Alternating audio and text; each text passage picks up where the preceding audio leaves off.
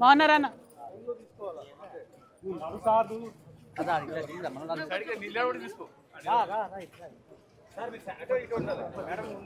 ఇట్లా రండి.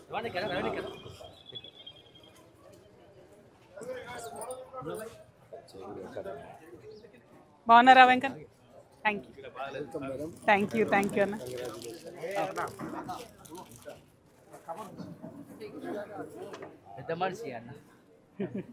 Thank you అన్న. మొన్న ఆంజనేయ స్వామి మహాకుంభాభిషేకం జరిగింది. ఓ ఇక్కడ మన మార్కెట్. ఓకే, అదొక మీకు ఆశీర్వాదం. థ్యాంక్ యూ సో మచ్ అన్న. ఆంజనేయుడు అంటే జయం అన్న. థ్యాంక్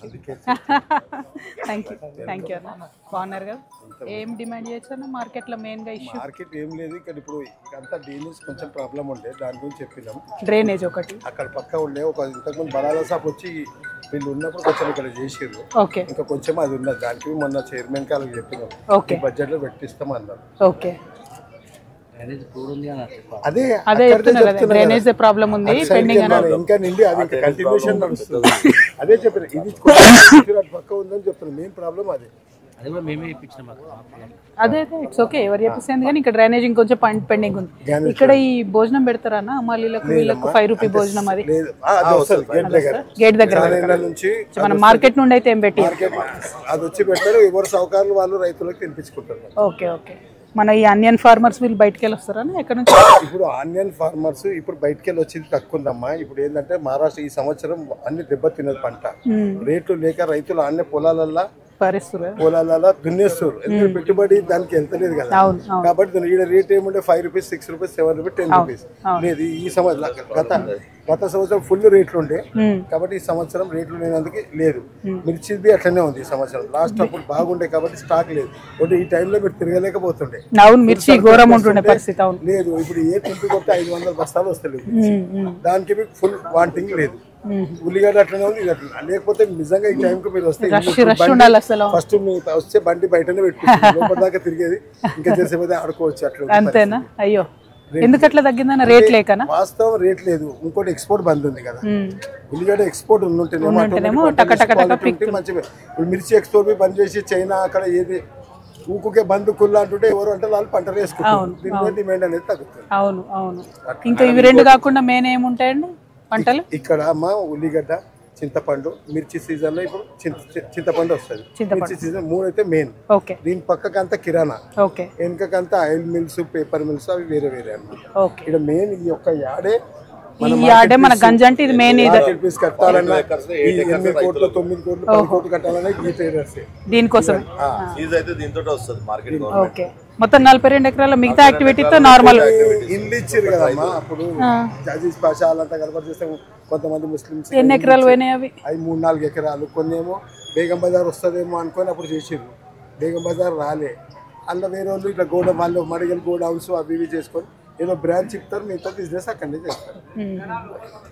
దందా షిఫ్ట్ కాలే కానీ జస్ట్ అట్లా నామకే వస్తే షిఫ్ట్ కాలే. ముక్తార్ గంజ్, మహారాజ్ గంజ్ ఈ రోడ్డు ఆనే ఉస్మాన్ గంజ్ ఒకటి 100% షిఫ్ట్. 100%. దీనికి ఒకవేళ కోయాడ తీసుకెళ్ళి అక్కడ వెళ్తే మరి ఇక్కడ ఇప్పుడు లారీలు వస్తున్నాయి, కష్టం ఉంది. ట్రాఫిక్ కష్టం ఉంది. ఇట్లా పెట్టారు వస్తున్నాం అంటారు. అందరికి వస్తుంది.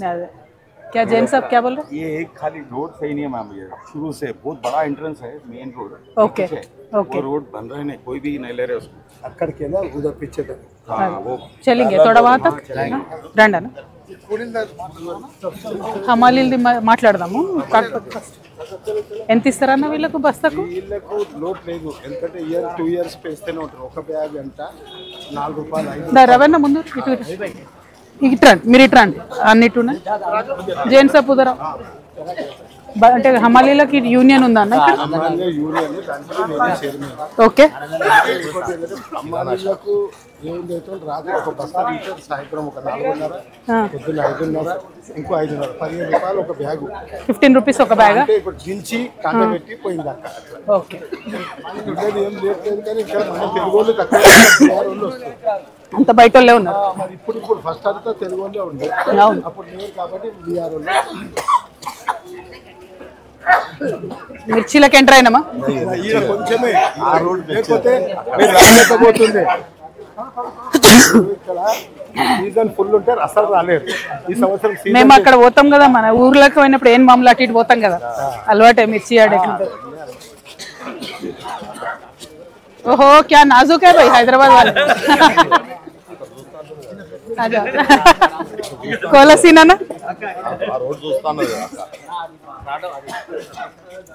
ఇదంతా మన వరంగల్ ఖమ్మమేనా? ఈ వరంగల్ ఖమ్మం అక్కడ ఇక్కడే మన తెలంగాణ డిస్ట్రిక్ట్ దగ్గర దగ్గర వస్తాయి, దగ్గర దగ్గర. అక్కడి నుంచి ఇక్కడికి ఏం రావు, అక్కడనే పెద్ద మార్కెట్ అయిపోయింది. వరంగల్ లక్షల బస్తాలు, ఖమ్మంలో ఈడ తక్కువ. ఈడ 5,000 ఒక సీజన్ ఫ్రూట్స్ 5-6,000 వస్తే ఎక్కువ అయిపోయి, 10,000 వస్తే ఎక్కువ.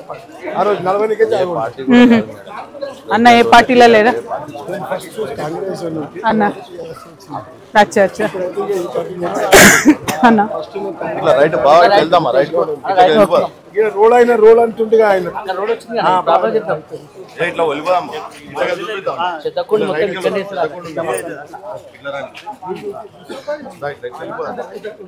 చెత్తకుండి ఉందా? वो रोड देखना है, बीच में कूड़ा से चलेंगे? कूड़ा नहीं, चलो.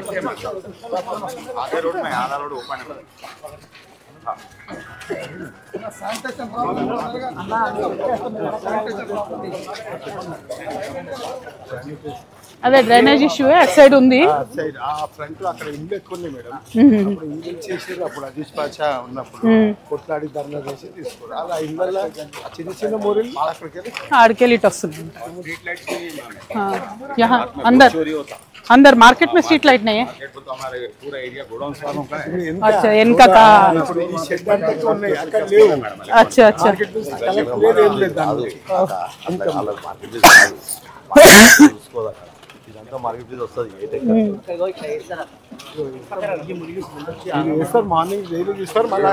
మళ్ళీ పొద్దున్న తీస్తారు, మళ్ళీ తెచ్చి మళ్ళీ రోజు का काम है.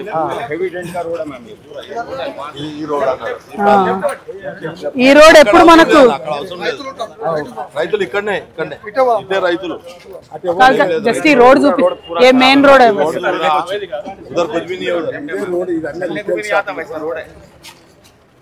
ఎన్ని రోజులు అయిందన్న మనం వేయలే అప్పుడు రామ్? ఇప్పుడు బీఆర్ఎస్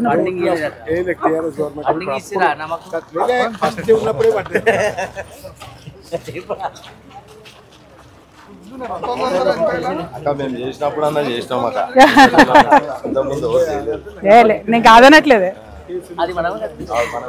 అసలు కాదన.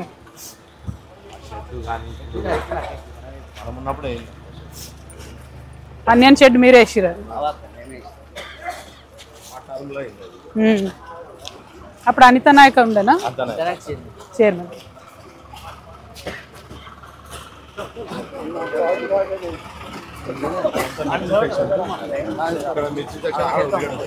మిర్చి ఉల్లిగడ్డ తర్వాత ఇక జనరల్ స్టోర్స్ అన్ని సీజన్ వైజ్ ఓకే. ఇప్పుడు చింతకాయ వస్తుంది. ఇప్పుడు ఇది ఒక 2 నెలలు అంతే కదా? ఫిబ్రవరి, మార్చ్, ఏప్రిల్ 3 నెలలు చింతపండు విపరీతంగా. ఎట్లుంటది అన్న రేట్ అసలు చింతపండు జనరల్ గా? ఈసారి పంట ఎక్కువ ఉందంట, రేట్ తక్కువనే ఉంటుంది. అయ్యో, మామూలుగా అయితే క్వింటల్ ఎంత? మామూలుగా అంటే ఇప్పుడు రైతులకు వచ్చేది అప్పుడే 2 months 6,000, 7,000, 8,000, 9,000, 10,000. రేట్ ఎక్కువ ఉంటే 14-15 దాకా మాక్సిమం. మాట్లాడు సురేష్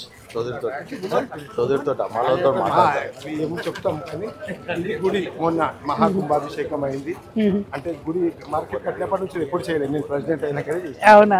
ఇదే గుడి హనుమంతు చాలా పెద్ద కార్యక్రమం చేసినాం.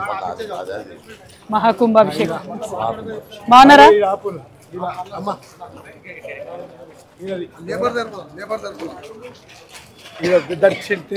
అన్న దాని కింద పోయి తీసుకోండి, అలా తీసుకోండి. బాగున్నా నా తర్వాత రాము తర్వాత రాకేష్. అచ్చా అచ్చా.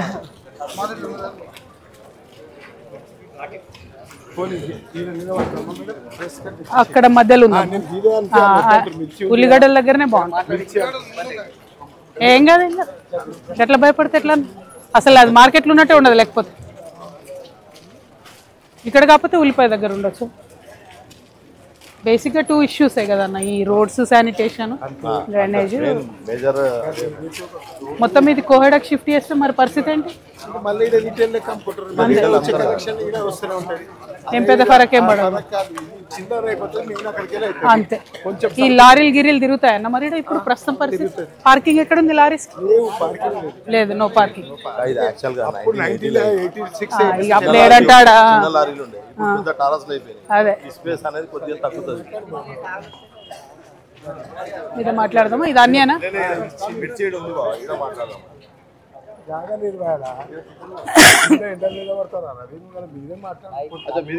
పైకెక్కి మాట్లాడతా.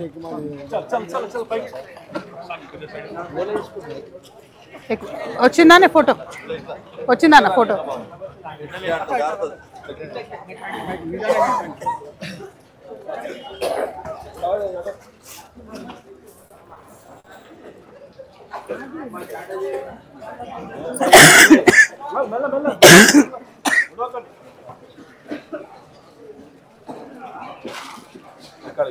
ఇక్కడ మాట్లాడేస్తా.